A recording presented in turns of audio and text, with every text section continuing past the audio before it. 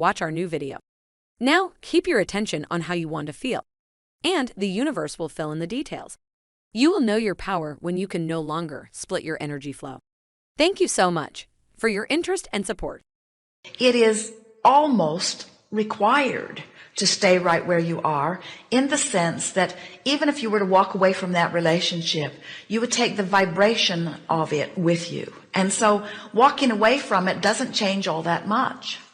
Walking away from it sort of just leaves you now feeling another problem, which compounds whatever vibration you have going on before. And so we always say, stay where you are and do your best to improve the vibrational relationship between what you want and what you're thinking about. And then what happens is one of two wonderful things happens. Either you are called to the relationship that matches who you are, or the relationship that you are standing in the middle of becomes what you are calling. In other words, in either way you win. The only question that we ever encourage someone to ask themselves, and it speaks right to what you just said, should I just stay where I am and go with the flow of what I really am wanting?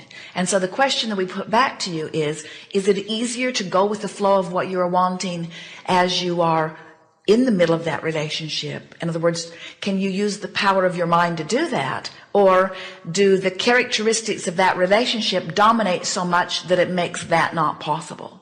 As you're moving through your experience, you are in this state of becoming, and your life has caused you to become something. And we would say this to everyone. Your life has caused you to become something more than you have quite let yourself get up to speed with.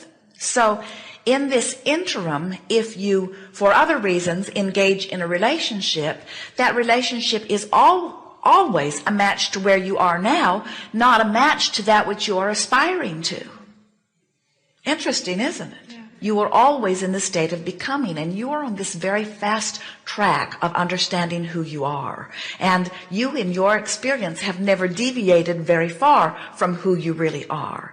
And in your society, let's start at another place. If you put pressure on yourself, and it's very common relative to relationships, to have a relationship and to have one sooner rather than later, to have a relationship and to have one fast, then what happens is the desire for speed causes you to attract something into your experience, but it's something that is not up to speed with who you've really become. And so what it does is it amplifies your discord. Now let's talk about this just a little bit.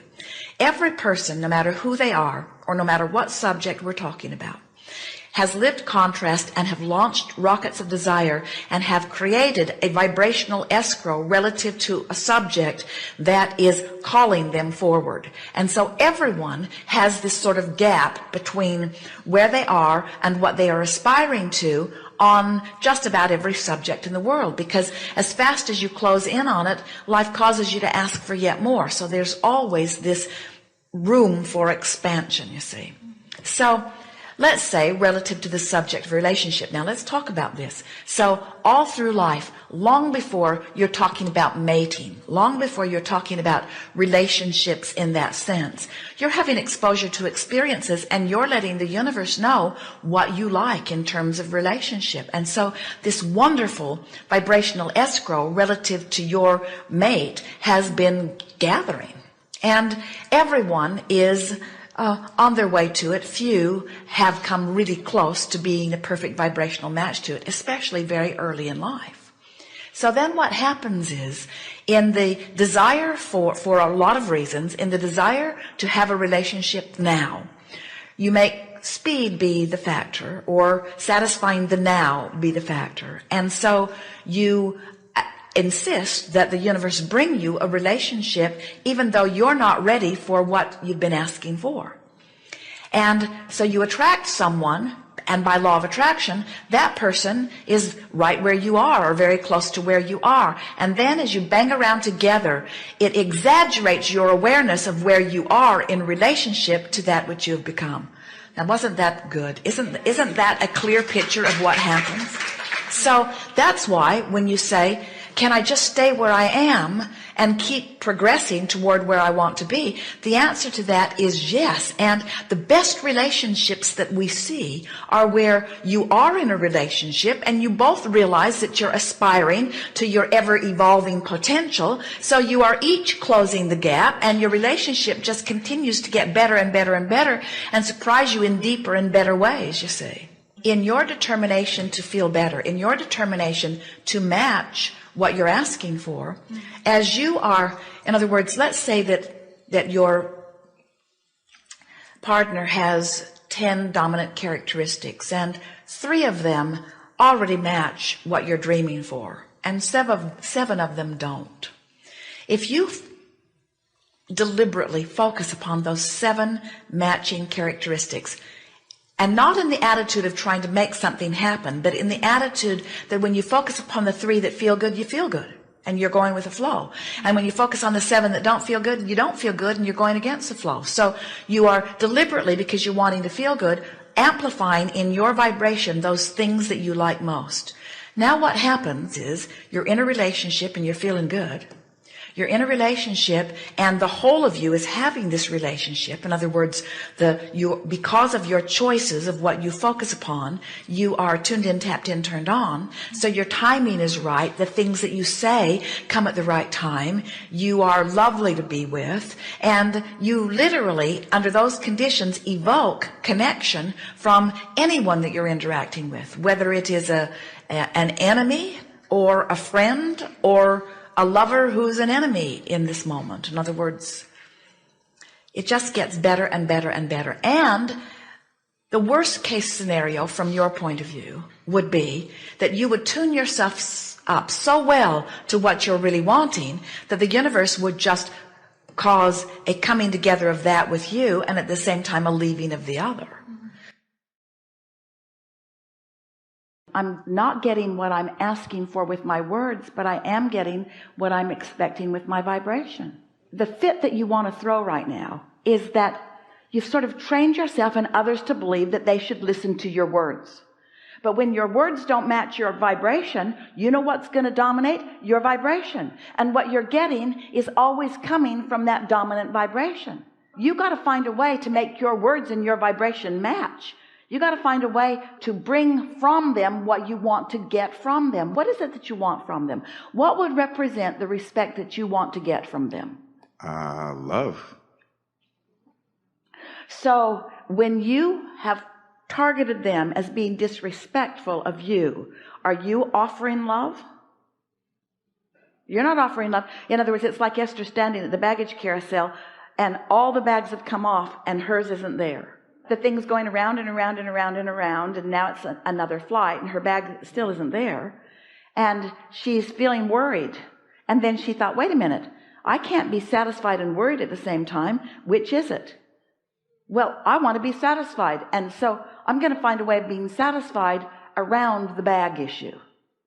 Because I can't get what I want when I'm worried, and you can't get what you want when you don't feel love or when you feel disrespected. You can't get love when what you are projecting, when what you're oozing is a feeling of being disrespected. You can't get love when you've come to the conclusion, you disrespecter, you should love me, you disrespecter. I want love from you, you disrespecter. I want love from you, and I want love from you right now, you disrespecter.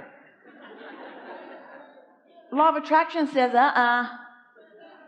But if you say, I love you, angel girls, and we've got so much that we've been doing and got to do, and my love for you is because I intend to love you, and I know my inner being loves you, and I know your inner being loves you, and love is the dominant vibration that I've been practicing, and I love you, I love you, I love you, I love you, I love you. You'll get love back when you love, and if you're not loving, you won't get love back. And you got to stop saying, my words should bring me love. I want love from you. I want love and respect. I want love and respect. I'm not getting it, but I want love and respect. I want love and respect. I'm not getting it, but I want love and respect and love and respect. I'm not getting it. You're getting what you think you're getting, which isn't love and respect. You got to change it and stop giving them the power.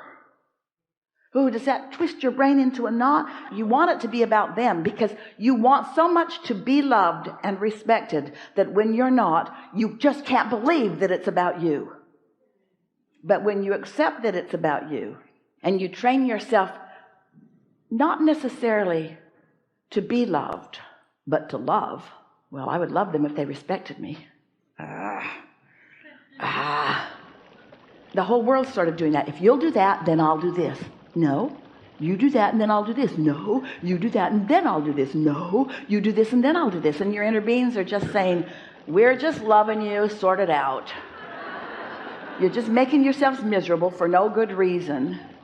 What you expect from them is what you're getting. And you're still at the place, almost everybody is, where, yeah, I'll change my expectation when you give me a reason to. When you start behaving the way I need you to, then I'll change the way I perceive you. We say, that's not ever going to be the path. It's not what you know, it's not what your inner being knows, and it's not what you want to teach them. You are an unconditional offer of love. You love because it's your nature to love, not because they're lovable. Thank you for stopping by to watch this video.